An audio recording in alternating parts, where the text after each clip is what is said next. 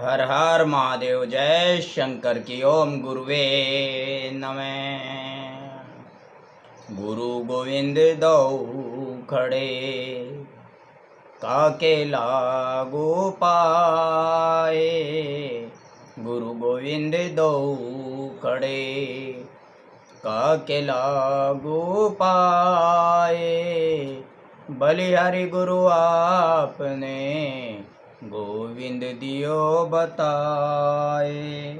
गोविंद दियो बताए। ओम शिव स्वरूपाय सूर्याय नमः। भक्तों, आज भगवान भोलेनाथ और माता पार्वती की विशेष अनुकंपा और कृपा से हम शिव कथा सत्संग भाग 25 का श्रवण करेंगे। आज के सत्संग में वृतांत है माता दुर्गा, शताक्षी, शाकुंभरी आदि नाम किस प्रकार पड़े, किस प्रकार इन्हें इन नामों से जाना जाता है। तो चलिए प्रारंभ करते हैं आज का सत्संग। इससे पहले कि 24 वीडियो के सत्संग अगर किसी को नहीं मिल पाए, कोई नहीं सुन पाया, तो इस वीडियो के डिस्क्रिप्शन बॉक्स में उनके सबके लिंक होंगे। आप वहां डिस्क्रिप्शन बॉक्स से उन लिंक को ओपन करके बारी बारी उन सभी 24 सत्संगों के भागों को सुन सकते हैं और धर्म लाभ उठा सकते हैं। शिव की और माता पार्वती की कृपा प्राप्त कर सकते हैं। चलिए आज का सत्संग प्रारंभ करते हैं। सूत जी बोले, मुनियों, दुर्गम नाम से विख्यात एक असुर था जो रूरू का महाबलवान पुत्र था। उसने ब्रह्मा जी के वरदान से चारों वेदों को अपने हाथों में कर लिया था तथा देवताओं के लिए अजय बल पाकर उसने भूतल पर बहुत से ऐसे उत्पाद किए जिन्हें सुनकर देवलोक में देवता भी कंपित हो उठे। वेदों के अदृश्य हो जाने पर सारी वैदिक क्रिया नष्ट हो चली। उस समय ब्राह्मण, देवता आदि सभी दुराचारी हो गए। कोई भी धर्म का पालन नहीं करता था, न ही दान होता था, न अत्यंत उग्र तप होता था, न यज्ञ होता था, न होम किया जाता था। इसका परिणाम यह हुआ कि पृथ्वी पर 100 वर्षों के लिए वर्षा बंद हो गई। तीनों लोक में हाहाकार मच गया। सब लोग दुखी हो गए। सबको भूख प्यास का महान कष्ट सताने लगा। कुआं, बावड़ी, सरोवर, सरिताएं और समुद्र भी जल से रहित हो गए, सभी सूख गए। समस्त वृक्ष और लताएं भी सूख गई। इससे समस्त प्रजाओं के चित्त में बड़ी दीनता आ गई। उनके महान दुख को देखकर सब देवता महेश्वरी योग माया की शरण में गए। देवताओं ने देवी को कहा, अपने क्रोध को रोको, अन्यथा सब लोग निश्चय ही नष्ट हो जाएंगे। कृपा निधे, जैसे शुंभ नामक दैत्य, महाबली निशुंभ, धूम्राक्ष, चंड मुंड, महान शक्तिशाली रक्तबीज, मधु, कैटव तथा महिषासुर का तुमने वध किया था, उसी प्रकार इस दुर्गमासुर का शीघ्र ही संहार करो। बालकों से पग पग पर अपराध बनता ही रहता है। केवल माता के सिवा दूसरा संसार में कौन है जो उस अपराध को माफ़ करे और सहन करे। देवताओं और ब्राह्मणों पर जब जब दुख आता है तब तब शीघ्र ही अवतार लेकर तुम सब लोगों को सुखी बनाती हो। देवताओं की यह व्याकुल प्रार्थना सुनकर कृपामयी देवी ने उस समय अपने अनंत नेत्रों से युक्त रूप का दर्शन कराया। उनका मुख अरविंद प्रसन्नता से खिला हुआ था और वे अपने चारों हाथों में क्रमशः धनुष, बाण, कमल तथा नाना प्रकार के फल मूल लिए हुए थी। उस समय प्रजाजनों को कष्ट उठाते देख उनके सभी नेत्रों में करुणा के आंसू छलक आए। वे व्याकुल होकर लगातार 9 दिन और 9 रात रोती रही। इसे ही नवरात्रि के दिन कहते हैं। नवरात्रि के दिनों में यही हुआ था। 9 दिन और 9 रात माता देवी रोती रही थी। उन्होंने अपने नेत्रों से अश्रु जल की सहस्रों धाराएं प्रवाहित की। उन धाराओं से सब लोग तृप्त हो गए और समस्त औषधियों भी सिंच गई। सरिताओं और समुद्र में अगाध जल भर गया। पृथ्वी पर साग और फल मूल के अंकुर उत्पन्न होने लगे। देवी शुद्ध हृदय वाले महात्मा पुरुषों को अपने हाथों में रखे हुए फल बांटने लगी। उन्होंने गौओं के लिए सुंदर घास और दूसरे प्राणियों के लिए यथा योग्य भोजन प्रस्तुत किए। देवता, ब्राह्मण और मनुष्यों सहित संपूर्ण प्राणी संतुष्ट हो गए। तब देवी ने देवताओं से पूछा, तुम्हारा और कौन सा कार्य सिद्ध करूं? उस समय सब देवता एकत्र होकर बोले, देवी, आपने सब लोगों को संतुष्ट कर दिया है। अब कृपा करके दुर्गमासुर के द्वारा अपहृत हुए वेद लाकर हमें दीजिए। तब देवी ने तथास्तु कहकर कहा, देवताओं, अपने अपने धाम को जाओ, मैं शीघ्र ही संपूर्ण वेद लाकर तुम्हें अर्पित करूंगी। यह सुनकर सब देवता बड़े प्रसन्न हुए। वे प्रफुल्ल नीलकमल के समान नेत्रों वाली जगद्योनि जगदम्बा को भली भांति प्रणाम करके अपने अपने धाम को चले गए। फिर तो स्वर्ग, अंतरिक्ष और पृथ्वी पर बड़ा भारी कोलाहल मच गया। उसे सुनकर उस भयानक दैत्य ने चारों ओर से देवपुरी को घेर लिया। तब शिवा देवताओं की रक्षा के लिए चारों ओर से तेजोमय मंडल का निर्माण करके स्वयं उस घेरे से बाहर आ गई। फिर तो देवी और दैत्य दोनों में घोर युद्ध आरंभ हो गया। सम्रांगण में दोनों ओर से कवच को छिन्न भिन्न कर देने वाले तीखे बाणों की वर्षा होने लगी। इसी बीच में देवी के शरीर से सुंदर रूप वाली काली, तारा, छिन्नमस्ता, श्रीविद्या, भुवनेश्वरी, भैरवी, बगला, धुम्रा, श्रीमती, त्रिपुर सुंदरी और मातंगी, ये 10 महादेवियाँ अस्त्र शस्त्र लिए निकली। तत्पश्चात दिव्य मूर्ति वाली असंख्य मातृकाएँ भी प्रकट हो गई। उन सब ने अपने मस्तक पर चंद्रमा का मुकुट धारण कर रखा था और वे सब की सब विद्युत के समान दीप्तिमती दिखाई दे रही थी। बहुत प्रकाशपुंज उनके चेहरे पर दिखाई दे रहा था। इसके बाद उन मातृगणों के साथ दैत्यों का भयंकर युद्ध आरंभ हुआ। उन सब ने मिलकर उस रौरव अथवा दुर्गम दैत्य की 100 अक्षौहिणी सेनाओं को नष्ट कर दिया। इसके बाद देवी ने त्रिशूल की धार से उस दुर्गम दैत्य को मार डाला। वह दैत्य जड़ से खोदे हुए वृक्ष की भांति पृथ्वी पर गिर पड़ा। इस प्रकार ईश्वरी ने उस समय दुर्गामुसुर नामक दैत्य को मारकर चारों वेद वापस ले देवताओं को दे दिए। तब देवता बोले, अंबिके, आपने हम लोगों के लिए असंख्य नेत्रों से युक्त रूप धारण कर लिया था, इसलिए मुनिजन आपको शताक्षी कहेंगे। तब उनका शताक्षी नाम पड़ा था।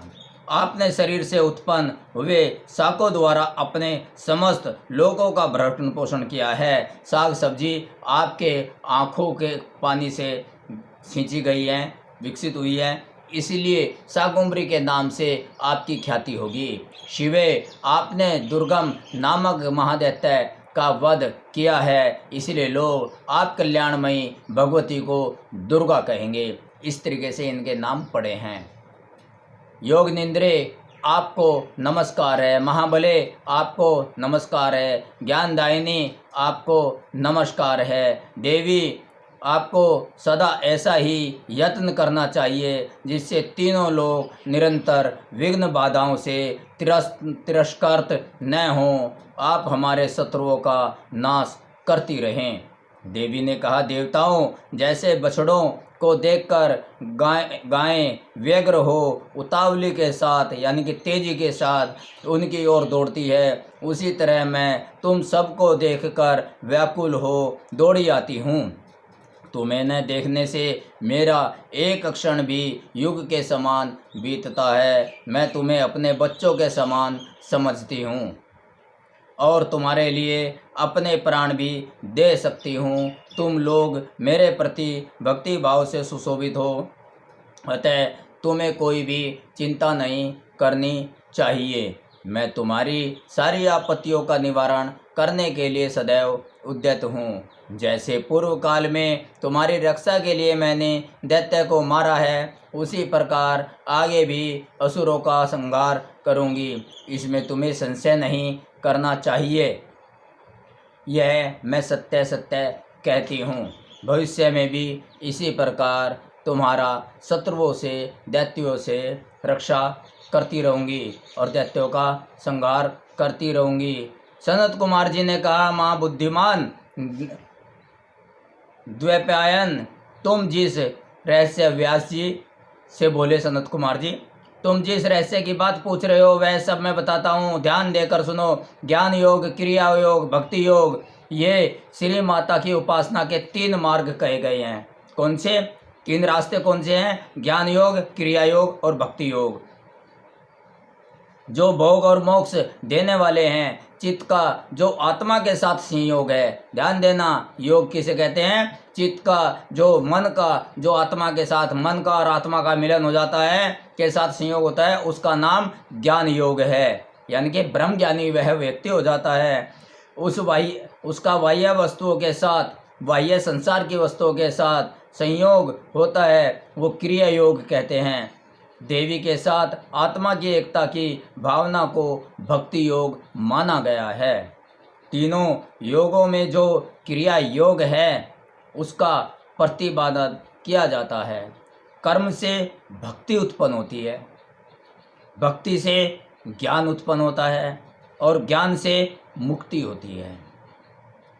ऐसा शास्त्रों में वर्णन किया गया है। मुनिश्रेष्ठ, मोक्ष का प्रधान कारण योग है, परंतु योग के ध्येय का उत्तम साधन क्रिया योग है। प्रकृति को माया जाने और सनातन ब्रह्म को मायावी अथवा माया का स्वामी समझे। उन दोनों के स्वरूप को एक दूसरे से अभिन्न जानकर मनुष्य संसार बंधन से मुक्त हो जाता है। प्रतिदिन योग के द्वारा आराधना करने वाले को जिस महान फल की प्राप्ति होती है, वह सारा फल उस पुरुष को मिल जाता है जो देवी के लिए मंदिर बनवाता है। प्रतिदिन योग के द्वारा जो देवी की उपासना करता है, उसका फल एक मंदिर बनवाने से सारा मिल जाता है। श्री माता का मंदिर बनवाने वाला धर्मात्मा पुरुष अपने पहले बीती हुई अथवा आगे आने वाली हजार पीढ़ियों का उद्धार कर देता है। करोड़ों जन्मों में किए हुए थोड़े या बहुत जो पाप शेष रहते हैं, वे श्री माता के मंदिर का निर्माण आरंभ करते ही क्षण भर में नष्ट हो जाते हैं। जो श्री माता की स्थापित की हुई उत्तम मूर्ति को मधु यानी कि शहद मिश्रित घी से नहलाता है, उसके पुण्य फल की गणना कौन कर सकता है। चंदन, अगुरु, कपूर, जटामांसी तथा नागरमोथा आदि से युक्त जल तथा एक रंग की गौ के दूध से परमेश्वरी को नहलाएं। तत्पश्चात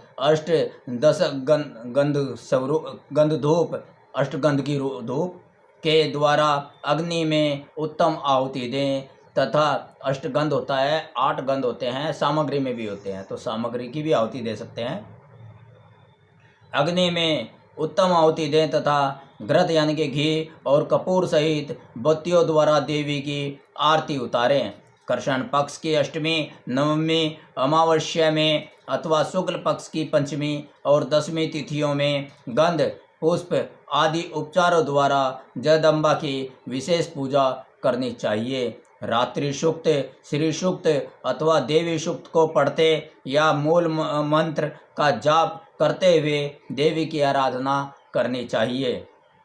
विष्णुकांता और तुलसी को छोड़कर विशेष सभी पुष्प देवी के लिए प्रतिकारक जानने चाहिए। कमल का पुष्प उनके लिए विशेष प्रीति कारक होता है। ये जो देवी को सोने चांदी के फूल चढ़ाता है वह करोड़ों सिद्धों से युक्त उनके परम धाम को जाता है। देवी के उपासकों को पूजन के अंत में सदा अपने अपराधों के लिए अक्षमा प्रार्थना करनी चाहिए। जगत को आनंद प्रदान करने वाली परमेश्वरी प्रसन्न हो, इस प्रकार प्रार्थना करनी चाहिए। इत्यादि वाक्यों द्वारा स्तुति एवं मंत्र पाठ करता हुआ देवी के भजन में लगा रहने वाला उपासक उनका इस प्रकार ध्यान करे। किस प्रकार? देवी सिंह पर सवार है, उनके हाथ में अभय एवं वर की मुद्राएं हैं तथा वे भक्तों को अभिष्ट फल प्रदान करने वाली हैं। इस प्रकार महेश्वरी का ध्यान करके उन्हें नैवेद्य के रूप में नाना प्रकार के पके हुए फल अर्पित करें। जो परमात्मा शंभु शक्ति का नैवेद्य भक्षण करता है वह मनुष्य अपने सारे पाप कर्म को धोकर निर्मल हो जाता है, यानी कि जो प्रसाद खाता है देवी का।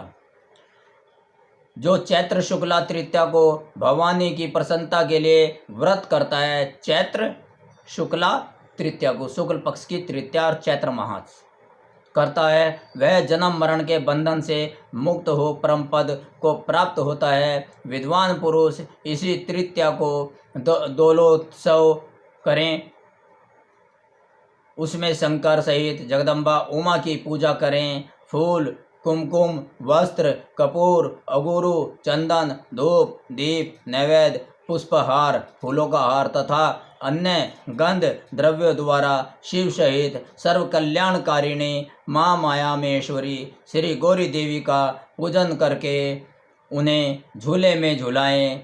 जो प्रतिवर्ष नियम पूर्वक उक्त तिथि को देवी का व्रत और दोलोत्सव यानी कि झूला डालना झूला करता है, उसे शिवा देवी संपूर्ण अभीष्ट पदार्थ देती हैं। वैशाख मास के शुक्ल पक्ष में जो अक्षय तृतीया तिथि आती है उसमें आलस्य रहित हो जो जगदम्बा का व्रत करता है तथा बेला, मालती, चंपा, जपा यानी कि अड़हुल, दोपहरिया यानी कि बंदूक और कमल के फूलों से शंकर सहित गौरी देवी का पूजा करता है, वह करोड़ों जन्मों के में किए गए मानसिक, वाचिक और शारीरिक पापों का नाश करके धर्म, अर्थ, काम और मोक्ष इन चारों पुरुषार्थों को अक्षय रूप में प्राप्त करता है। ज्येष्ठ मास के शुक्ला की तृतीया तिथि शुक्ल पक्ष हो और ज्येष्ठ मास हो और तृतीया तिथि को व्रत करके जो अत्यंत प्रसन्नता के साथ महेश्वरी का पूजन करता है उसके लिए कुछ भी असाध्य नहीं है। आषाढ़ के शुक्ल पक्ष की तृतीया को अपने वैभव के अनुसार रथोत्सव करे। यह उत्सव देवी को अत्यंत प्रिय है। पृथ्वी को रथ समझे, चंद्रमा और सूर्य को उसके पहिए जाने, वेदों को घोड़े और ब्रह्मा जी को सारथी माने। इस भावना से मणिजटित रथ की कल्पना करके उसे पुष्प मालाओं से सुशोभित करे, फिर उसके भीतर शिवा देवी को विराजमान करे। तत्पश्चात बुद्धिमान पुरुष यह भावना करे कि परा अम्बा उमा देवी संपूर्ण जगत की रक्षा के लिए उसकी देखभाल करने के लिए निमित्त रथ के भीतर बैठी है। जब रथ धीरे धीरे चले तब जय जयकार करते हुए प्रार्थना करे, देवी दीन वत्सले, हम आपकी शरण में आए हैं, आप हमारी रक्षा कीजिए।